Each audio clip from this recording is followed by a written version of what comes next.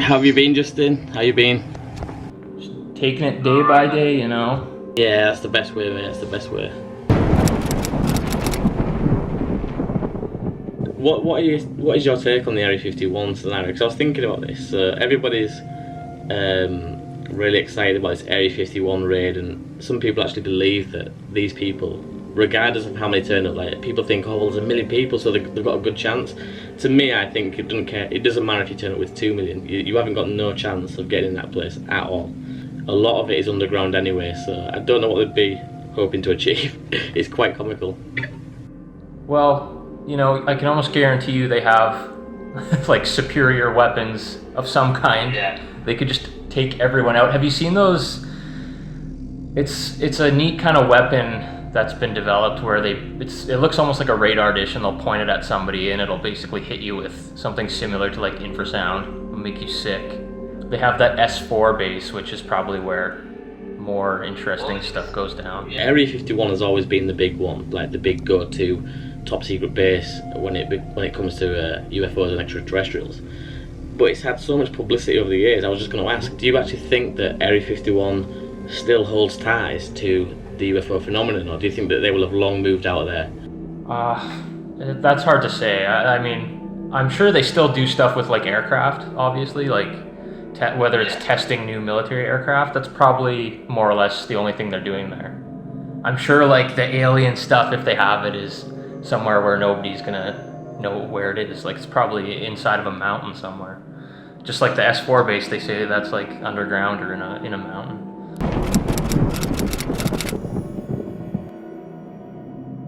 Have you seen the Bob Lazar documentary that he's recently released on Netflix? Yeah. You seen that? Yeah, I saw that, and then I recently listened to his episode on Joe Rogan's podcast. It's interesting, like some of the stuff that he talks about is stuff that kind of ended up being real. I mean, a lot of it could be true, and then there could be elements that are like not true or sensationalized. What do you think of like the news that came out the other day of them actually confirming, yeah, there's like these videos that are coming out of these UFO craft.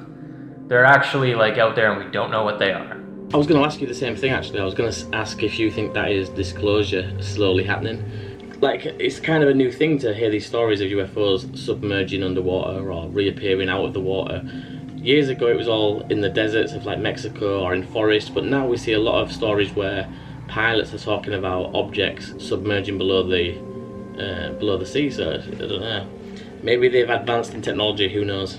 It's like, if you think about the best place where something like that could remain hidden, that's the perfect place because there's no people walking around the surface of the ocean, right? Who knows? That's one of the theories that I hear people throwing about every now and then, is that these craft are somehow taking refuge in these cave systems under the sea.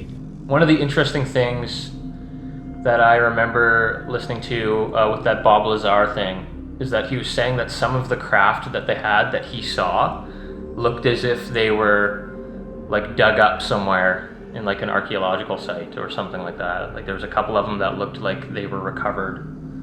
You know, they were already on Earth and they were really old. I don't know, it's weird. It'd be weird to think that there's like UFOs that have been here or crashed or are from like ancient times, but then you do hear things about like, oh, they say there's like a UFO underneath the pyramids in Egypt, and you hear really crazy stories like that, so I don't know. Yeah, I believe that to some extent. In World War II, we already know that Hitler was working on some type of craft that was based around the flying saucer shape, and so if you ask the question of where did he get that design from, because aviation, as far back as we know it, has always been a rudder, two wings, a tail, and that's kind of the shape that it's taken over the years. So all of a sudden we see that Hitler's designing some kind of craft that doesn't no longer have wings or a rudder, and you just think, where did he get that inspiration from? Where did that design just pop out of thin air from? Whenever there's conflict between countries, after Pearl Harbor we had the lights over Los Angeles, so there's always interest from extraterrestrials, and the UFO sightings increase massively whenever there's a conflict. Was something captured or was something downed that Hitler managed to regain and back engineer? Yeah, it's hard to say. And they had so many like strange expeditions going on. Yeah, pretty much the stuff you see in like Raiders of the Lost Ark is like stuff that actually was going on, like the weird expeditions to find like religious artifacts and whatever would give them some sort of edge. I don't know, they had that weird occult belief in like basically superpowers, which was very odd. For as bad as Hitler was, there's a lot that we took away from him and his scientists. We know that his scientists were dealing with women who could produce twins or identical twins, dropping dyes in people's eyes to try and give them a specific eye colour, and conjoined twins and trying to separate them, see how long they would survive. There was a lot of weird things going on at the time, and because of that we made a lot of breakthroughs in biology, science and other places as well. So for as bad as Hitler was, and as bad as everything that he was doing we made a lot of breakthroughs because of it. What do you think of the moon? I find it odd that it's stuck in its orbit, so we will never actually see the backside of the moon because of the way the rotation is stuck. It's locked into place. I also listened to a guy. He believed that he could astral project. When people found out about his ability to astral project in black type figures, caught wind of this and took him out somewhere in the middle of nowhere, give him some coordinates. He had no idea where these coordinates were. His job simply was just to teleport there or astral project to these coordinates. Cut a long story short, that he actually was sent to the backside of the moon, and he could see lights off in the distance like floodlights, and these people were saying that's impossible. Have a look again, keep looking, you're wrong. It's so strange, like the whole world of astral projection just in itself is a strange phenomenon. It is. Dude, the weirdest thing, like 5 or 6 months ago I was doing a lot of looking into that remote viewing stuff, and I went on YouTube and I found this channel, and the guy was like, he was doing like a thing that you could kind of go along with him, and he would give you like a set of numbers and whatever, and it was like a test that anybody at home could do to see if they could remote view. He's like, I have a picture or an image in my mind of a place, a specific place in the world, and we're gonna see if you guys can like guess basically where it is. So I'm like, okay, I'm gonna do this thing. So I wrote down all the information. There's like a list of things you kind of go through, and you usually write down like the first thing that comes to your mind basically. And I ended up drawing like a scene of like these mountains, but they weren't like mountains you'd see like in Canada. It was a specific shape of mountain. It was really rounded at the top and really tall and just bizarre looking, but that's what came to my mind. So I drew a scene with these mountains, and I imagine it as like jungle and whatnot. And then when he revealed the place at the end, it ended up being Machu Picchu in Peru. Did you freak out a little bit after you found out that? Yeah, I was sitting there, I was like, what the hell? Like, I stood up and started like pacing around, just thinking to myself for a long time. I was like, there's no way. So there's remote viewing and there's astral projection. I think they're two different things. I went through a stage where I was trying to astral project, where you can come out your body. I got really far, so every video that I watched basically said that you'll know when you're about to astral project. You'll feel like a really strong vibration run through your body. I lay in bed, go to sleep, follow all the same routine, and I feel this really strong vibration just come up through my feet, right up to the top of my body, and I instantly just panicked, and I was like, what's happening?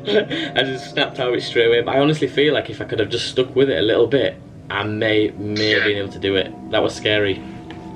No, I'm sold on astral projection, because I did the same thing. Like, there was a period of time back in like 2013, 2014 where I was really into like trying to do that. And I would always get to that same point. I'd be lying in bed, and eventually I would feel the vibration so much it almost felt like the bed was shaking. Like it was that powerful, and I would think in my mind like, oh my God, it's gonna happen, and I would get so excited that I would snap out of it. We really don't know anything, I don't think, you know, about what the world really is. People believe that we don't have full access to the whole potential of our brain. And you can only imagine if like we unlocked the other half of our brain, what we'd be able to do. It would be telekinesis and telepathy, all these different things might be available to everybody. It's just amazing to think like that. But then that leads to another question, and that is, why is it locked? Why don't we have access to the rest of our brain? Yeah, that's a good question. Maybe we've just lost touch with it. I don't know. If you look back through history, it seems like civilization was more intelligent the further you go back, and then at some point we lost that. And it was like almost somebody hit a reset button and we had to start again, but all that information had been lost, all that wisdom had been lost. Because you hear these people who are architects of today saying we couldn't even build that with the technology we've got today, and it makes you think, well, if you're saying you can't build that with the technology of today, how did these people do it? So maybe something like you just said there, we've lost touch. Maybe that did happen. Maybe we were smarter as we went back and we lost touch. Something happened, and the big reset was hit. Yeah, and that also leads into another question, which is like, is the history that we've been taught how it actually has been, you know? They talk about the Great Sphinx of Egypt and how it's so much older than the pyramids. Yeah, like if you look at the period of time from it's such a small period of time from when we were, you know, building pyramids to like today. Like what, a couple thousand years, I don't know.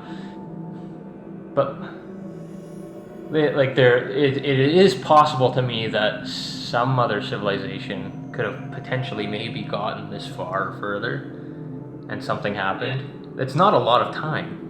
So humans roughly, let's just say, have been around for about 5,000 years, and the dinosaurs were around for millions of years. So the length of time that humans have been here now is not even a percentage of the time that dinosaurs roamed the earth and ruled.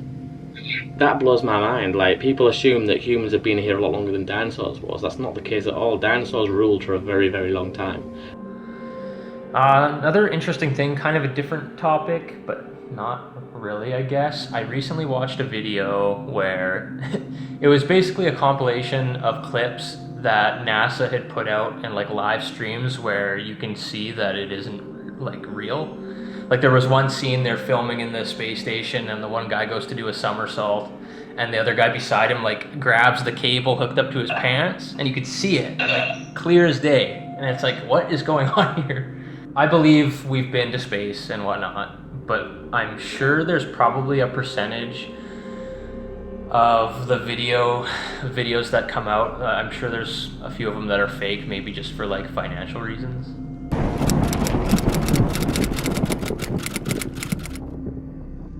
Are you scared of death, Justin? Like, does it bother you or?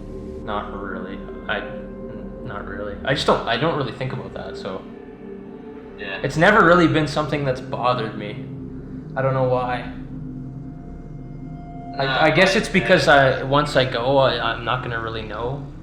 It doesn't bother me in the slightest, but the only thing that would really piss me off is if I die and then all of a sudden I see the light and I start going towards the light and then I'm getting pushed out of a vagina again, it all starts again. I'd be like, no! Why? Yeah, I don't know. It's just something that I've never really been bothered by. I mean, what bothers me about death is just visualizing or imagining like loved ones or friends dying. That's the saddest part.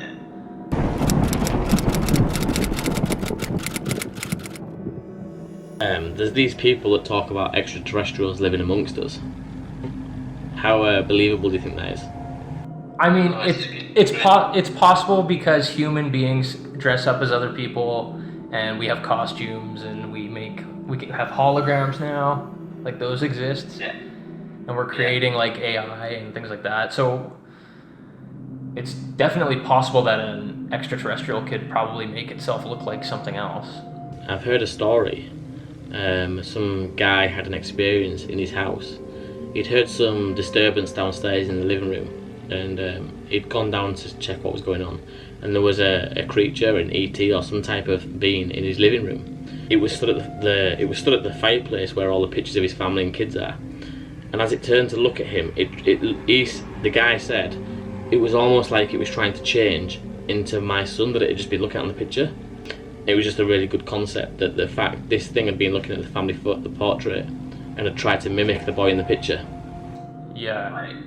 In the documentary I just watched about the hybrids, this one guy was saying that in one of his experiences where he was with these beings, this hybrid being that I guess was one of his children or something was looking at him, but sometimes when he would look at it, it would like glitch out in a weird way where he could see behind its face, almost looked like some sort of reptilian being. Wow. That kind of stuff's weird. When people talk about like reptilians and shit like that, it just I'm not ready for that yet. Well, you know about my experience with that, don't you? I've told you about that before. It was definitely weird. It was definitely something strange. Definitely something I've never seen before or since. But am I ready to say that it was a reptilian? I don't know if I am just yet. And I've sat there many times before and tried to take myself back, and I'm 110% certain that I saw what I saw. What that was, I'm still not decided. If I was you and I was out in the bush by myself and I would just think about that experience, it would freak me out. Been times where I've been, because I can't remember where the location was. I remember what it looked like, but I can't pinpoint exactly where it was. Like I couldn't take you back there. People said to me, why don't you go back? And I can't, because I don't know where it was. I was so young. This was a random pit stop. But however, I can remember exactly what it looked like. And there's been times where I've been out walking through the forest and I've come across a patch or an area that just makes me feel like I'm in a place very similar. And I start thinking about it, and the minute I start thinking about it, the minute I start freaking out, and it's like, come on, just think about something else. It's such a scary thought. The coolest thing to do would be like, there's got to be some way to figure out the general area where that happened. Like there's got to be a way. Yeah, there has to be. And to do like a trip out there, like some overnighters. Dude, that would be so sweet in a video. Like, make a little film just about that, because that's weird. Once we figure out that these things are real, we have to like classify them in like specific, I guess, as specific species, because I'm sure the Sasquatch creatures in like Texas and down south are different than the ones up here.